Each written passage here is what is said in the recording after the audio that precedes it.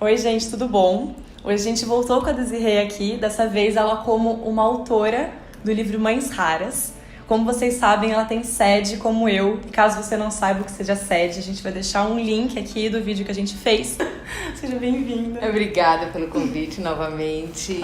Estou muito feliz de poder falar do meu livro para vocês e dessas mães que são extraordinárias. Como que você começou isso? Qual que foi o seu insight mesmo para você querer escrever esse livro?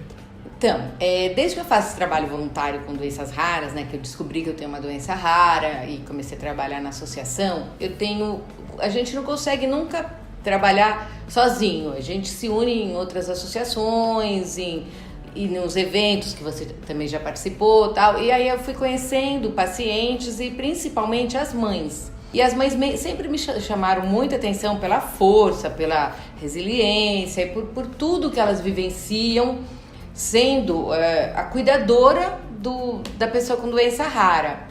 E, na verdade, o insight foi de uma prima minha, porque eu falava tanto das mães, eu falava tanto das histórias, eu falava, você precisa conhecer a fulana, a ciclana é isso, a Beltrana é aquilo, que ela falou, e por que você não escreve um livro sobre elas, né? E aí foi que saiu essa ideia. Foi realmente a necessidade de passar essas histórias. Exatamente, dividir com todo mundo essas histórias, que todo mundo possa conhecer essas mães com histórias assim fantásticas, de força, de resiliência mesmo. Como que foi pensado assim a ilustração da capa? Pra falar a verdade, foi bem difícil a gente escolher a capa, até a cor. Tudo também começou um pouco com uma roda de conversa entre mães raras, que foi feita aqui em São Paulo. Nossa identidade visual tinha esse azul, né? E o azul não é uma cor, é uma cor fria, né? Então foi sugerido que eu fizesse em vermelho, em amarelo, mas eu bati o pé no azul. Eu queria o azul, mas a gente estava difícil de encontrar uma capa que fosse a cara do livro, né? A cara dessas mulheres. O Pedro Menezes, ele foi muito feliz, né? nessa figura, nesse desenho, que mostra uma mãe sozinha, né? Que mostra a solidão da mãe rara, né? Mas ela tá num balanço, né?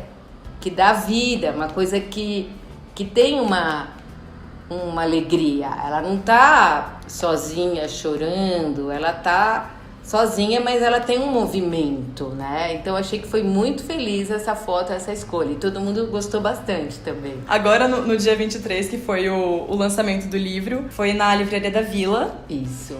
E foi tão mágico a mesa que vocês fizeram com as mães que estão no livro. Nossa, foi tão forte.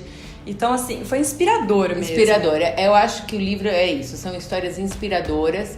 São 7 mães. Como eu escolhi, por que eu escolhi essas 7 mães? Eu acho que a primeira coisa é a admiração que eu sinto por essas mulheres, né? Eu posso falar que, como são 7.000 doenças raras, eu posso falar que cada mãe representa 1.000 doenças raras, né? Então, não quer dizer que só essas 7 mães sejam maravilhosas, tem milhões de mães maravilhosas por aí, mas essas são aquelas que eu conhecia, nem todas eu conhecia pessoalmente, mas que eu conhecia, me identificava com o trabalho, admirava o trabalho pelo Facebook e tal.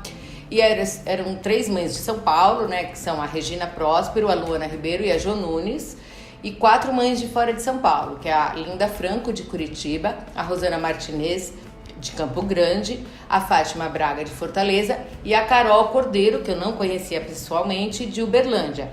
Eu acompanhava o trabalho dela pelo Facebook, conversei com ela, falei do meu interesse e fui para Uberlândia para entrevistá-la. Cada uma tem um filho que é paciente de uma condição diferente. Isso, por coincidência não teve 2 mães com a mesma patologia, são 7 patologias diferentes. Não tinha sido pensado isso? Não foi pensado, não. Legal. As dificuldades do dia a dia delas eram muito diferentes. São vivências muito diferentes. Muito diferentes, tendo em comum a doença rara, e eu falo que elas têm muito em comum é a solidão da mãe rara, a incompreensão, porque por ser raro você não vai encontrar muitas outras pessoas com o mesmo problema. Por exemplo, a Carol, o filho dela é o único paciente de Aicardi Goutieres no Brasil. Então, ela não pode dividir, ela não consegue comentar com a amiga, e o seu andou com quantos anos? E hoje ele tá fazendo o quê e tal? Não existe isso. Se ela faz isso é com grupos de fora do Brasil, né? É a solidão por falta de informação, porque também a família, os amigos se afastam e pela dificuldade da raridade da doença mesmo. Quando uma família descobre que tem uma criança com deficiência ou doença rara, 78% dos homens abandonam a família. Então, essa mãe, essa mulher se vê sozinha, tem que deixar de trabalhar para poder cuidar do filho e ser a principal cuidadora do filho, normalmente, e cai o padrão financeiro. Então, eu acho que assim, essa solidão da mãe rara vem também da falta de informação, porque assim, a pessoa que não tem ninguém na família com uma condição assim, ou com deficiência, que não tem essa proximidade, ela fica com medo de chegar na mãe ou mesmo no paciente, cria uma barreira e elas derrubam isso. Essas mães trazem assim, o fato delas não esconderem seus filhos, delas até exporem muitas vezes seus filhos, serem criticadas por isso, mas é para derrubar essas barreiras, né? Que a inclusão é isso. Essas crianças poderem estar, as que têm, né, a chance de poderem estar na convivência, na sociedade, porque é tudo igual, é a diversidade, né? São histórias de empoderamento, né? É isso que torna as histórias dela muito mais forte e mais inspiradora, assim, porque apesar das vivências diferentes das mulheres aqui desse livro, todas elas têm uma força e uma garra que é impressionante. Pra quem é mãe, já sabe, a Camila não é, Sou. né? A gente que é mãe, eu falo, né? Até no livro eu falo, não vamos, né, falar o que eu quero ser mãe, porque não dá pra explicar, né? Mas a gente sabe, quando nasce, né, nosso filhinho e tal, você é mãe 24 horas por dia. Você deixa de ser mulher, você deixa de ser profissional e você passa a ser só mãe. Que é aquela coisa da maternidade compulsória, né? E só que esse bebê vai crescendo e isso vai diminuindo. Você volta para o trabalho, você volta a olhar para o seu marido, você volta a sair. Mas essas mães não. Essas mulheres vivem para os filhos, assim, mesmo adultos, quase que 24 horas por dia. E aí, muitas vezes elas não são vistas como mulheres, é sempre mãe. É a mãe do fulano, a mãe do ciclano, tal. Mas não, elas têm uma força que vai além disso, né? Elas são mulheres, como é o título, né? Mães raras, essas mulheres fortes. Trazer a discussão também, que é trazida no livro, sobre o luto em vida. Isso é uma coisa muito, que é bem típico de quem tem um filho com uma deficiência ou com uma doença rara grave, porque assim, quando a mulher tá grávida, né, todo mundo fala assim, ai meu Deus, vai ser menino ou menina, não importa, o importante é que venha com saúde, né, que venha perfeitinho e com saúde, mas às vezes não vem perfeitinho com saúde, e aí a mãe sofre o luto daquele filho desejado, o filho perfeito, o filho com saúde. Ela tem que vivenciar esse luto do filho perfeito para poder aceitar o filho com doença rara. Então, no caso, por exemplo, da Linda, quando o filho foi desenvolver a doença aos 7 anos, o Gabriel da Linda, até os 7 anos, era uma criança perfeita, com saúde, que frequentava a escola e tal, e a partir dos 7, 8 anos ele desenvolveu a doença, que já tinha, né, já é uma doença genética, mas que é de desenvolvimento tardio. E a partir daí, ela teve outro filho, um outro Gabriel. Então ela teve que vivenciar o luto daquele primeiro Gabriel que ela conheceu até 7 anos, que era um menino superativo, que estava na escola, que já estava se alfabetizando. Aquele morreu ali e ela teve que viver esse luto para aceitar o outro Gabriel, que é aquele que viveu acamado por 8 anos e que veio a falecer no ano passado, e ela vivenciou novamente o luto do segundo Gabriel. Então é muito importante que elas vivenciem esse luto do filho perfeito para aceitar o filho com doença rara. O que você espera que as pessoas que leiam esse livro, elas sintam? Então, o livro, sempre a minha editora perguntava, qual é o público? O público é mães raras, o público... Eu escrevi o livro para o público em geral, entendeu? Porque a minha intenção era que o mundo inteiro conheça essas mulheres, sabe? O impacto que criou em você, Camila, que leu o livro, é isso que eu quero causar, entendeu? Que todo mundo venha conhecer essas mulheres e essas histórias que são magníficas. Então, esse é o objetivo mesmo, que todo mundo conheça essas mulheres. Eu acho que você atingiu o objetivo.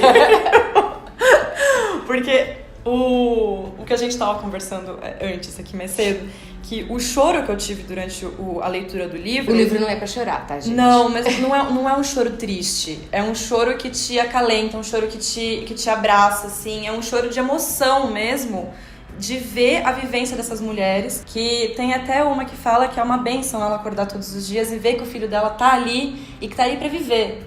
E que elas tratam o filho delas como uma pessoa, porque uma pessoa ela tem que viver a vida dela. Independente da condição que ela tem que viver a vida dela.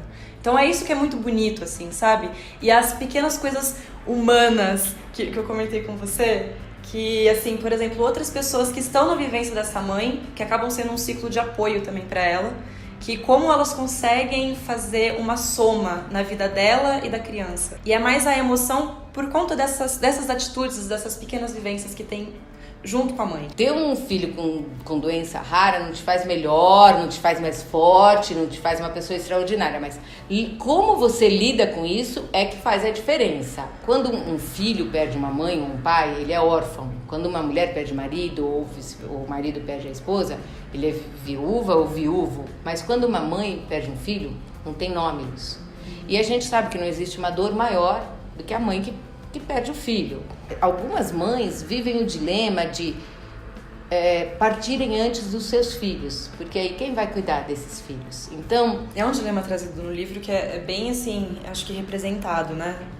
Pelas mães, assim, que tem muitas delas que falam, eu sei que eu faço pelo meu filho e eu sei que outra pessoa não faria. E a qualidade de vida, que é o que mantém esses filhos vivos, essa qualidade de vida especial que essas mães têm, só elas dão. Uma das mães, pra gente poder dimensionar em 12 anos era a primeira vez que ela estava sem um filho. Né? Então ela estava até perdida, né? Ele usa cadeira de roda, tá sempre com ela. Ela falou do espaço, que ela sempre planeja um espaço maior, assim, pra poder caber ela e a cadeira, e quando ela tava lá sentada, tipo, não tinha cadeira. O que eu faço agora? A maioria das mães aqui faz esse trabalho social com doenças raras, com deficiência. Algumas têm a própria associação, outras sozinhas ou com... página no Facebook, conta no Instagram, para divulgar informação, para apoiar pacientes, assim. E a gente vê mãe que saiu do nada e que foi empoderada de tal forma que hoje são representantes que vão falar sobre doenças raras em todos os lugares do Brasil e do mundo. Tem algumas que já escreveram livros sobre a própria vida. Então, eu acho até que elas extrapolaram o que elas esperavam de si mesmas, entendeu? Elas fazem mais do que elas esperavam. Algumas delas não se deram conta ainda, sabe? Elas não sabem da força que elas têm e do que elas representam para as pessoas com doenças raras e para toda a comunidade, né? A história dessas mulheres vai impactar cada pessoa que lê, né? Ai, me impactou. A gente sentiu impacto. Compartilhe, venda o livro agora, por favor. Faz tudo que você tem que fazer. Você pode encontrar o livro na livraria da Vila, ali da Vila Madalena, na Frederico Coutinho 915, ou pelo site. Vou deixar aqui embaixo o link do o nosso vídeo de SED, o que é SED, qual que é a nossa síndrome rara. Vou deixar aqui o link para os Mães Raras, o link para... siga a gente no Instagram, né? Sim, das páginas. Aqui no final do livro, ela deixa as páginas que a gente pode compartilhar também com as pessoas. Eu vou deixar tudo aqui embaixo. Vocês se preparem para um textão na descrição desse vídeo, porque eu vou deixar tudo aqui embaixo para vocês verem e compartilharem e aprenderem um pouquinho, pelo menos, sobre esse mundo. Obrigada e comprem um livro, né? Comprem e leiam. Dá pra todo mundo que você conhece, porque, gente, todo mundo tem que ler esse livro. Todo mundo. Eu li em 2 dias. Sério, todo mundo tem que ler. É isso. Obrigada, Camila.